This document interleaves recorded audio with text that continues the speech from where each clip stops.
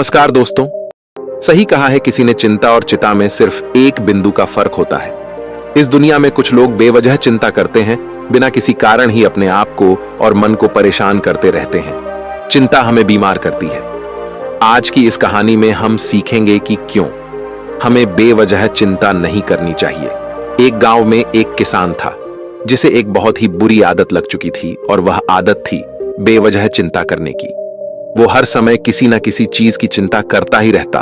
वो हर समय सोचता रहता है कि कहीं मेरे साथ कुछ गलत ना हो जाए, जबकि उसकी जिंदगी में अभी तक सब कुछ ठीक ही चल रहा था। उसके पास एक बड़ा सा खेत था जिसमें अच्छी खासी फसल हो जाती थी। खेती करने के लिए 2 बैलगाड़ियां थीं, एक अच्छा घर था, एक पत्नी और 2 प्यारे बच्चे थे।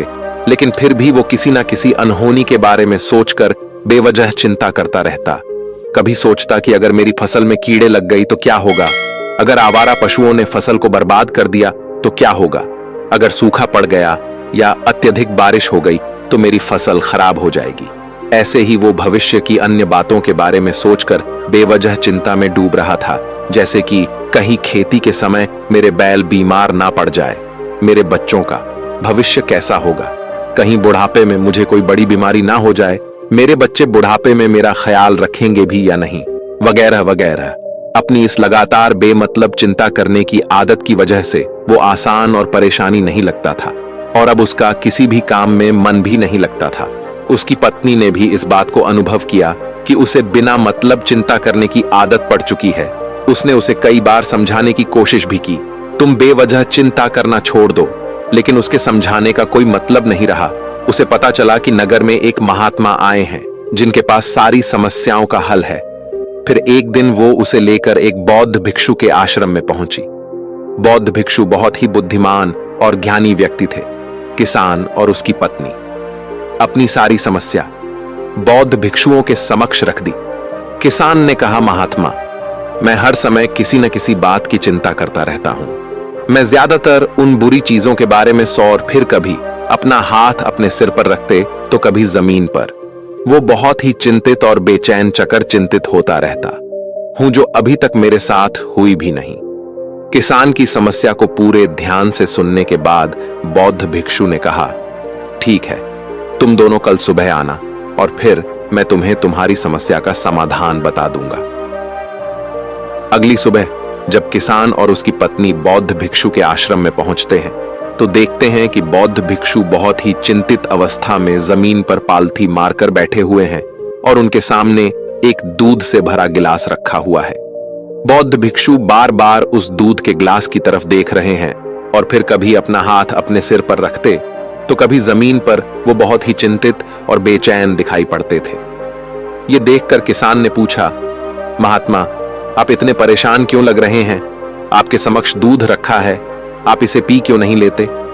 महात्मा बोले, मुझे चिंता हो रही है कि कहीं इस दूध को बिल्ली ना पी जाए या फिर मैं कहीं जाऊं, और तो क्या पता, या दूध कहीं गिर जाए। मैं दूध को पीना तो चाहता हूं, लेकिन मेरा भी मन नहीं है।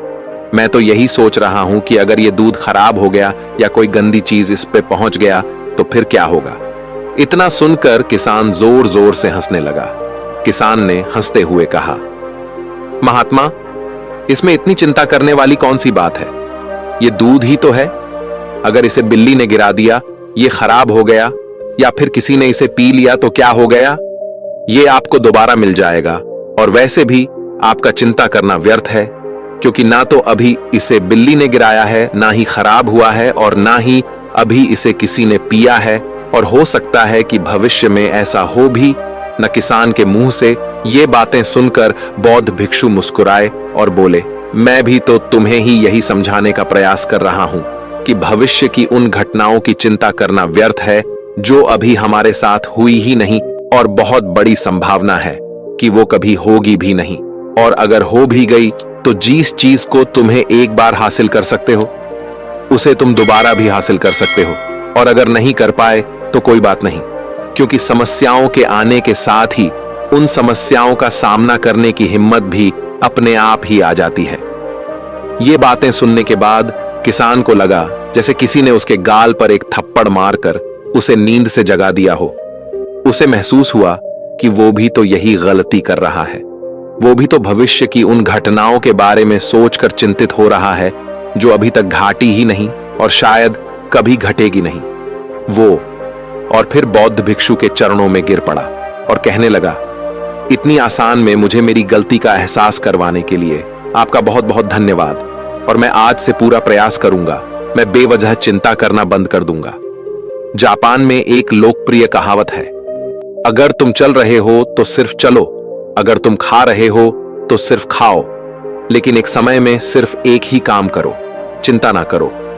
इस लोकप्रिय कहावत के अर्थ ने मुझे हैरान कर दिया था, और सच कहूं तो मुझे ऐसा लगता है कि कहावत के अर्थ में ही वो राज छुपा है जिससे अगर किसी ने अच्छे से समझ लिया और अपने जीवन में उतार लिया तो वो चिंता के बंधन से ही हमेशा हमेशा के लिए मुक्त हो जाएगा।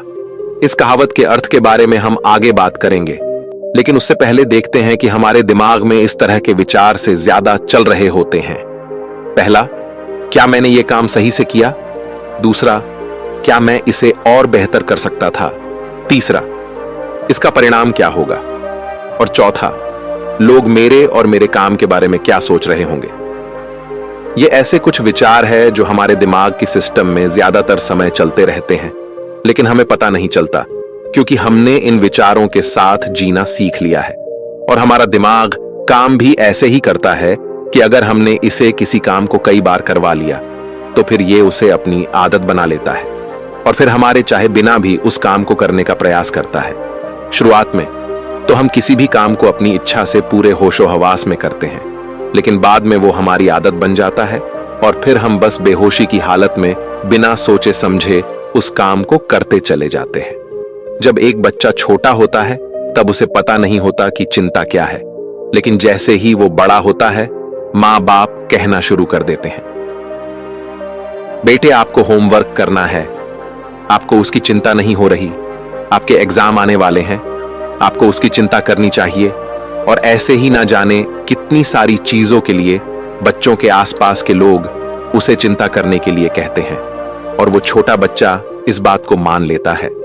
ये अच्छा, किसी भी काम को करने के लिए हमें उसकी चिंता करनी पड़ती है और फिर वो भी किसी काम की घटना के बारे में बार बार सोचने लगता है। शुरुआत में तो वो ये काम जानबूझकर करता है, लेकिन धीरे धीरे उसका मन इसे अपनी आदत बना लेता है और फिर ना चाहते हुए भी उसका मन एक ही विचार के बारे में बार बार सोचता रहता है और फिर वो अपनी पूरी जिंदगी चिंता के इस जाल में फंस कर रह जाता है। लेकिन अब प्रश्न यह उठता है कि इसका समाधान क्या है? तो इसका समाधान है ऊपर बताई गई जिन कहावत का अर्थ यानी जागरूकता। हमें अपने विचारों के प्रति जागरूक होना पड़ेगा। हमें थोड़ी देर रुककर इस बात पर ध्यान देना होगा कि कहीं हम ना चाहते हुए भी एक ही घटना के बारे में तो बार बार नहीं सोच रहे हैं। हमें पूरी जागरूकता के साथ ये देखने का प्रयास करना होगा कि पूरे दिन हमारे अंदर इस तरह के विचार उठते रहते हैं। अब आप पूछ सकते हैं, केवल जागरूकता क्या करेगी? मैं कहता हूं, या काफी है। ये मन को शांत करने के लिए पर्याप्त है, मन को अपने स्वभाव का एहसास कराने के लिए पर्याप्त है। और जीवन में जागरूकता लाने का सबसे आसान तरीका है ध्यान करना। ध्यान करने के दौरान अपने विचारों पर ध्यान देना, और जब आप पूरी जागरूकता के साथ अपने विचारों पर ध्यान देना शुरू कर देंगे तब आप पाएंगे कि आपके मन में चलने वाले गैर जरूरी विचार एक एक करके अपने आप ही गायब होना शुरू हो जाएंगे और फिर आप एक आनंदित और शांत जीवन अनुभव कर पाएंगे। तो दोस्तों, कैसी ये कहानी आपको अच्छी लगी हो तो इस वीडियो को लाइक करें और ऐसी और कहानी सुनने के लिए चैनल को सब्सक्राइब करें। तब तक मिलते हैं हम आपसे ऐसी ही एक और प्रेरणादायक कहानी के साथ अगले दिन। तब तक के लिए अपना ख्याल रखें। धन्यवाद।